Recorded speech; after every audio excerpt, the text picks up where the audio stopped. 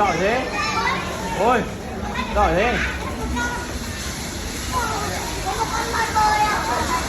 Ôi đẹp nhỉ. Hết con không hết được không? Bộ quần áo đẹp nhỉ.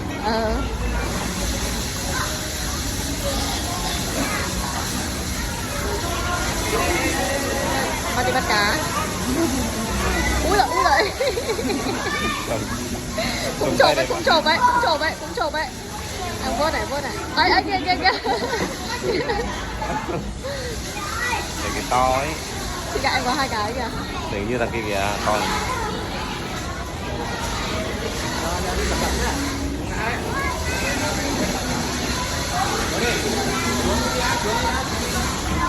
Đang lấy cái xô. Bắp ơi, bắp. Đang lấy cái xô đi. Đi ra lấy cái xô. Để đúng mò. Lấy cái van đi.